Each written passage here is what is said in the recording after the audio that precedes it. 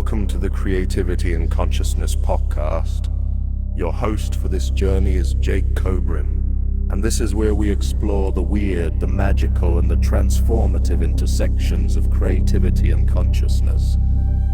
We're diving into psychedelic research, altered states, the frontiers of consciousness science, and the creative practices that crack open new ways of seeing. This isn't about playing it safe or staying in the shallows. We're here for the strange territories, plant medicines and mystical experiences, ceremonial magic, the neurochemistry of insight, ancient wisdom meeting modern research, and what artists, mystics, and scientists discover when they venture beyond consensus reality. Each episode will talk with researchers, psychonauts, artists, and explorers who are mapping the outer reaches of human experience. We'll follow the questions that matter. How does consciousness create? What can altered states teach us? Where does imagination meet the truly weird? If you're curious about the edges where science, creativity, and the ineffable collide, you're in the right place. So, I got the insight to write this piece while I was sitting my last Vipassana retreat this January, which is a little ironic because on a Vipassana retreat, you're pretty much just supposed to sit there and empty your mind and focus on your breath and body. But instead, I got a flood of things I needed to do, things I wanted to do, and the things I no longer wanted to keep avoiding. And this article, now this podcast, was one of the things that came through that I wanted to create. Part of why I wanted to make it is because I've not felt very satisfied by a lot of the ways the Dharma, or Buddhism in general, gets talked about and transmitted. I think it's often misunderstood, flattened, aestheticized, or made abstract in a way that strips it of its vigor. But in my experience, it's actually really practical and really helpful. And honestly, I think it feels more relevant and pressing than ever. So I wanted to share this with all of you. I worked on this article off and on for months. And I think at a certain point, like with all works of art, you have to decide that it is good enough and that it's time to let it go into the world. So I hope you enjoy it. The only game in town. Waking up from the Matrix. Dharma and the strange convergence of magic and meditation. I want to tell you about the most boring thing that ever changed my life. Meditation. In January, I finished my 5th 10-day Vipassana meditation retreat. It's basically doing nothing in total silence for 10 days. No phone, no writing, no eye contact, no speaking, no music, no substances, nothing to use as an escape at all. Just you and your mind in a room, sitting cross-legged on the floor from 4 a.m. to 9 p.m. for 10 days straight. Now, this is the part where I'd love to tell you that while I was meditating, a beam of light came through the ceiling, and I levitated, and an angel kissed me on the forehead, and I was never the same again. But nothing like that happened. In fact, nothing cinematic or mystical happened at all. And I think that's actually the point. What actually happened was slow, tedious, confusing, at times a bit maddening. Because what you start to notice when you strip away all the external stimulation and all the stories you tell yourself about who you are and what you're doing is that your mind is at war with itself. Constantly. You'll have a really convincing thought or realization, something that feels absolutely true, and then later your mind produces its exact counterpoint with the same conviction. And then it refutes that too. And you realize, oh shit, this mind is not a truth-generating machine. It's more like a debate team that argues every side and nobody ever wins. Or you've been sitting for hours and your knee starts screaming like it's auditioning for a horror movie, but eventually you notice that the pain isn't one solid brick called pain. It's a flicker of multiple sensations: heat, pressure, tightness, pulsing, like a swarm, like weather. And then you notice something even weirder. The part of you that says, "This is my pain," is also flickering. It shows up as a sensation pattern, a thought pattern, a story pattern. The me isn't the owner of the pain. It's just another event in the field of arising and passing experience. And that's closer to what Vipassana meditation actually is. Vipassana, which means insight meditation, originates from the Theravada school of Buddhism, an orthodox branch that claims to preserve what the Buddha actually taught. It's not a peak experience. It's more like a slow, persistent, sometimes boring excavation of your own mind and the nature of reality. You sit there and watch the machinery of your own experience, and you start to see how the whole thing is constructed, moment by moment, thought by thought, sensation by sensation. What begins to be understood, not as philosophy, but as lived embodied understanding, is that a lot of what you call me and my life and my reality is being assembled in real time without much ground to it. And you never noticed because you were too busy living inside the story. A lot of spirituality is elaborate theater or ungrounded distortion and superstition. But the part that is real, the part that isn't cosplaying divinity or dressing up complex coping mechanisms or rebranding self-improvement with more incense, boils down to one thing: learning to see how your experience of reality is constructed and dissolved moment by moment, and stopping the reflex of ascribing a story to that and taking it personally. That's it. That's the only game in town. And let me be precise before we go any further. I'm not asking you to believe in some new metaphysics. I'm not here to convince you that reality is a literal simulation, or that you're trapped on a prison planet, or that there's some astral manager reading your daily aura report. I'm here to invite you into an experiment you can run, right here, right now. Because I think the deepest thing the Matrix got right isn't that the world is fake. It's that the trap is confusing appearances for something solid, permanent, and real. And the red pill you need to take is the training of your attention and awareness. And that brings us to the myth of the Matrix. The Matrix is basically the modern scripture for an entire generation of seekers. The parable we inherited instead of the ones prescribed by the church. Most of us grew up in a culture where the old religious metaphysics had collapsed, in a world that defied clean or coherent moral sense, and the Matrix stepped in as a genuine cultural myth. It worked because it showed us something we all felt but couldn't fully articulate. That something is off. That the person you perform as all day isn't quite you. That the world is vivid but also feels fake. That the whole thing feels scripted. And sometimes it is scripted in obvious ways. Capitalism, social media, trauma, family systems, all the invisible contracts you never consciously signed. But there's a deeper script that predates all of that, and this is where it gets spicy. It's the way consciousness itself stitches the world together and calls it reality. So here's where the Matrix is helpful.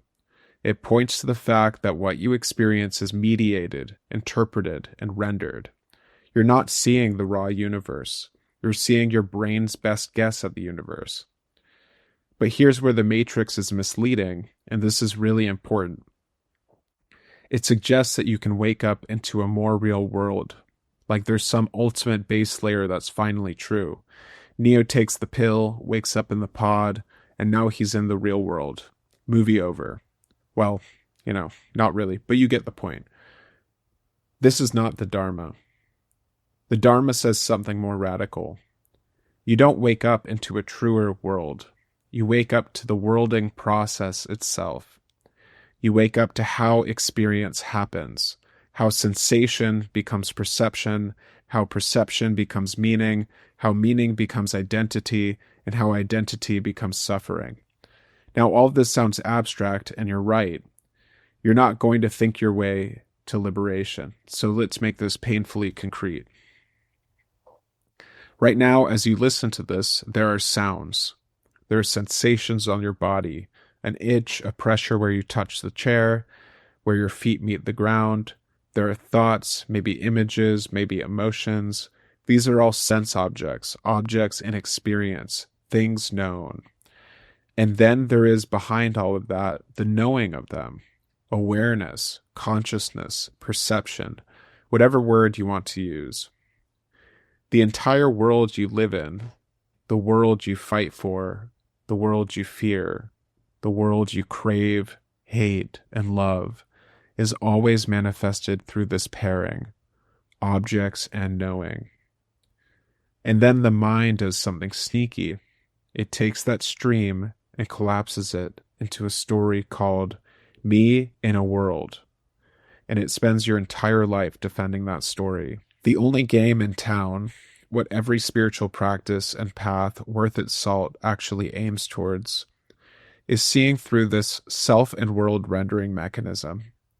Not destroying it, not escaping it, just seeing it clearly enough that it loses its grip. So from there, let's look at what the Buddha actually taught, because there's a lot of confusion around what the Buddha actually taught. And part of that is because the Buddha is a title, not a name. His name was, in fact, Siddhartha Gautama, and the word Buddha means awakened. But more importantly, in the West, Buddhism tends to get flattened into one of two things. Either it's a kind of self-care aesthetic, the little Buddha statue next to your candle and your journal, or it's a nihilistic philosophy for depressed smart people who read too much Camus and existentialism in college, which honestly describes most of my friends. But it's neither of those things. And in some ways, it's more punk rock than either of them. The Buddha himself described the Dharma as going against the stream, which goes a lot deeper than sticking it to the man. The Buddha's teaching, in its most stripped down, non-mystical form, comes down to what are called the Four Noble Truths. 1. There is suffering. The Pali word for it is dukkha. Dissatisfaction. I'll use both interchangeably. 2. Dukkha has a cause. 3. There is a way to end suffering entirely. 4. There is a path of training and practice that gets you there. Now, people sometimes distort this by saying Buddhism teaches that life is suffering, but that's not quite right. Dukkha is more like a chronic unsatisfactoriness that's built into the nature of life itself, because we keep clinging to things that are always moving and changing. It's the fact that even when you get what you want, it doesn't hold forever. Pleasure fades, identities shift, your mood changes hour to hour, bodies age, get sick, and die, relationships transform. And we resist all of that. Our minds keep trying to control what cannot be controlled. Dukkha isn't a pessimistic statement about existence, it's a diagnostic one. It's the doctor saying, here's what's actually happening. And the point of naming it is not to be a downer, it's because there's a cure. The Buddha then laid out the causes of suffering: craving, clinging, and ignorance. The reflex to either grab at things or push them away. And underneath all of it, the illusion of a solid, stable self that stands apart from experience, observing it all from somewhere safe. But then comes the good news. The cessation of suffering is actually possible. Not because you finally achieve a perfect life where everything goes your way, but because you learn to stop fighting with reality. You stop demanding that the ever-changing river of life hold still so you can find some firm ground to stand on. And then there's the path itself, a practical cause and effect set of behaviors and trainings that moves you out of suffering. It involves ethical conduct, concentration, and wisdom, and it's surprisingly scientific about it. You train and the suffering loosens. Now, Buddhism has a lot of lists, but at the core, underneath everything, are what are called the three marks of existence. The first is anicca, impermanence. Everything that arises passes. Your best day, your worst day, your breath, your heartbeat, your joys, and your despairs. All of it is moving, always. The second is dukkha, which we've already talked about. Clinging to the arising of experiences is inherently unstable. You can't hold running water in your fists, and the tighter you grip, the harder it gets. The third is anatta, not self. There is no fixed self. Now, this is where people get dramatic and start saying nothing is real, which is true to an extent, but it's also sloppy. A more precise way to say it is that things are real as experiences, but empty of independent essence. They appear and they feel real, but they don't stand alone, and there's no permanent core you can locate or hold on to. This is what the word emptiness is pointing at in later Buddhist language. It is not nothingness. It's not the void. Emptiness is interdependent arising. It's the recognition that everything is relational. Everything is leaning on everything else, like a house of cards, except the house of cards is also you. Emptiness is not nihilism. Emptiness is the end of the fantasy that anything has a self-subsisting nature. And now let's look at what actually happens on a Vipassana retreat. I could sit here all day and talk about the nature of reality, but if you don't actually practice, you're just collecting ideas. So let me tell you what actually happens on a Vipassana retreat. It's not particularly magical, mystical, or ceremonial. You wake up around 4 or 5 in the morning. You sit and meditate in silence for about 11 hours a day for 10 days straight without breaking the continuity of practice. And it's not really about being calm. If you go in expecting to feel calm all the time, you're going to have a rough time, because that's not what Vipassana actually is. What Vipassana actually is looking, observing systematically, repeatedly, and without flinching. And it is kind of brutal. Not in the I saw God and my ego got annihilated kind of way that something like iboga can be brutal. It's brutal in the quieter, more personal way. You see yourself. You see how addicted you are to stimulation. You see how quickly you manufacture stories. You see how your mind narrates everything constantly without stopping. You see how the self has been running your whole life without your consent for as long as you can remember. The first few days are mostly withdrawal. Your brain is detoxing from stimulation. It throws thoughts at you like little grenades, something important you could be doing, a business you could be building, art you can be making. That's how I got the impulse and idea to write this, for example. Ways you could be optimizing, fixing, improving, becoming. And if you're not careful, the ego will find a way to colonize even that. It will turn meditation into a new project, a new identity. I'm the kind of person who meditates. That probably makes me better than other people. Or you'll start judging the person across the room who keeps fidgeting, or who brought an unreasonable number of cushions. Seriously, it was kind of hilarious to watch people build their fortress of pillows by the end of the week in an attempt to escape the aches of the body. Yep, just one more will do the trick, buddy. You'll start keeping score of who's more enlightened. This is the trap. The ego doesn't die. It just changes costumes. Because the ego, like everything else, is impermanent. It's always shifting, always adapting, always finding a new way to be in charge. Whether you're wearing robes or a 3-piece suit, it's the same little dictator running the show. Vipassana helps you see through this. Slowly, like adjusting your eyes in a dark room, you stop relating to your thoughts as commandments. You start seeing them as events. Transient, impersonal, like sounds passing through a space, like weather changing. You notice how a thought arises, lingers for a moment, and then fades, and then another thought arises. Sometimes you get caught in a loop, but even then the loop eventually shifts and changes and passes. And the thing that can really crack you open in the best possible way is realizing that you're not the one authoring these thoughts.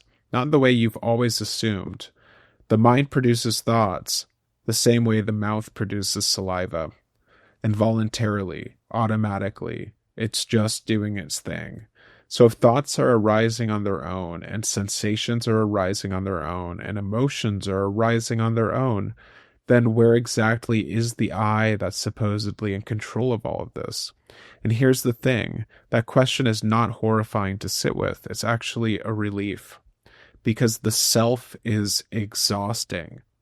You know exactly what I mean. The whole melodrama of your predicament, the constant pressure of who you are and who you think you're supposed to be. When that grip loosens, even a little, the world becomes oddly intimate, because it's no longer being filtered through the lens of personal ownership and attachment. This doesn't mean you'll become permanently enlightened. It doesn't mean you'll be exempt from human life or granted some kind of special status. What it means is that things begin to shift in small ways through your own direct experience. As you observe, you accumulate evidence in your own body that the self is not what you thought it was. And once you see that, you can't unsee it. It's not a permanent state. The clarity can become obscured. Life will do what life does, but it's like a crack in the wall. And once that crack is there, the light comes through whether you want it to or not. And now let's compare Magick and the Dharma. I'm not trying to recruit you into Buddhism like it's the only path up the mountain. There are other lineages that have been doing this work for thousands of years. Ceremonial magic, real initiatory magic, actual serious practice has always been about gnosis, meaning direct knowing, transformation, and contact with something deeper than the social self. If you have done any work with ritual magic, which I would anticipate many of you have, you will recognize the basic shape of it. You create a container, you work with symbol, you refine attention, you invoke, you encounter, and you get rearranged. And in the higher magical maps, the whole point is not to become a better spellcaster. The point is the great work. It is a shift in being, a crossing of thresholds where the ego's authority collapses. So in a way, gnosis is the aim in both ceremonial magic and Buddhism. The methods, however, differ in the relationship to construction. Vipassana is, in essence, subtractive. It is not trying to build something. It is not trying to create something. It says, just look. See what is already happening. Strip it all the way down until you see the bare architecture of experience itself. Magic is often constructive on purpose. It builds a symbolic machine and runs consciousness through it until consciousness reveals itself. The magician builds a temple out of names and symbols and correspondences, and then consciousness walks through that temple and realizes it was all me the whole time. The magician builds a temple to discover it was always mind. The meditator discovers mind and realizes it was always a temple. That distinction matters because it shapes the characteristic failures of each path. Magic can inflate the ego, inflate the individual will, inflate the sense of specialness. Vipassana, on the other hand, can become dissociation. It can become an avoidance of relational life dressed up in the language of emptiness. You know the type, the person who uses non-attachment as an excuse to never show up for anyone. Both paths have shadows. The question is whether you are honest enough to see yours. The point is not that Buddhism is better. The point is that they converge on a similar insight while training different muscles. Magic trains the muscle of meaning, symbol, and intention. Magic says you can change the world. Vipassana reveals that the world was never actually being changed by anyone. Magic taught me that reality is editable. Dharma taught me that the editor was never real. And that leads to getting the glimpse through psychedelics. Let's talk about psychedelics because our generation has a very complicated relationship with them. Psychedelics can absolutely show you impermanence and not self. They can dissolve the boundaries of identity. They can reveal that perception is constructed. They can deliver experiences that feel like genuine spiritual truth. But there are real problems with psychedelics as a path. And to understand them, you need to know a concept from Buddhism that matters enormously. The concept is that states are not liberation. A state is an experience. And what do we know about experiences? Well, they arise and then they pass. That is the whole teaching, anicca, impermanence, and it applies equally to your shitty Tuesday and your ego death on mushrooms. Both of those are transient. Both of those are impermanent. Neither one of them is you, and neither one of them lasts. I'll add that it's even the case for a Vipassana retreat. You come out and you're all clear and some kind of peak experience, and then 2 weeks, 3 weeks go by, and you're back to your old shitty self. So if you take psychedelics and have a non-dual moment, a moment where the self dissolves and you see that perception is constructed and everything is one, you might glimpse something genuinely profound. And that is beautiful. I'm not dismissing that. But then you calm down, and your nervous system is still running the same patterns it always has. You still crave, you still fear, you still react. All of the deep conditioning of your mind is still sitting there, completely intact, waiting for you. And here is where these insights can become a trap. They become a story you tell about yourself. I know now. I have seen it. I'm awake. And that story becomes a new identity. And an identity is the exact opposite of liberation. You've traded one cage for a fancier cage. The new cage smells like frankincense and has Tonka paintings on the walls, but it's still a cage. This is what the great Buddhist teacher Chogyam Trungpa Rinpoche said about spiritual materialism. Collecting peak experiences like trophies, building a highlight reel of your own awakening. And the entire time the ego is sitting in the director's chair going, yes, this is an excellent story about how I transcended the ego. Vipassana does not let you do that as easily, and the reason is simple. It is aggressively unsexy. It is boring repetition. It is tedious, humbling, unglamorous training. It is sitting with your breath for 10 hours a day, watching your mind throw tantrums like a toddler who didn't get the snack they wanted. And I think that is exactly why it works, because it is not giving the ego what it wants. It is giving you what reality actually is. So what do I mean by the only game in town? I mean something very simple. You can distract yourself, optimize yourself, and decorate your ego indefinitely. You can build the most exquisite metaphysical worldview and live inside it like a luxury apartment with a great view and really nice furniture. But none of that stops impermanence. None of that stops loss. None of that stops the basic fact that everything you love is changing, including you. So sooner or later, and for some of us, it is sooner because life has a way of kicking us in the gut when we are being particularly stubborn, you meet the real curriculum. You meet the fact that your craving does not deliver safety. You meet the fact that identity does not deliver stability. You meet the fact that control does not deliver peace. And then you have a choice. You can keep playing the default game of acquisition and control. You can tighten your grip, increase your strategies, escalate certainty, build the walls higher. Or you can play the only game that actually ends dukkha. You can let go. You can learn to see reality for what it is, a construction of the mind, and stop mistaking it for a fixed and permanent self. Now, this will not automatically make you passive. This is not about becoming some kind of dead-eyed monk who has opted out of life. If anything, seeing the truth makes you more alive because it stops you from living trapped inside your own hallucinated narrative. It makes you more responsive and less reactive.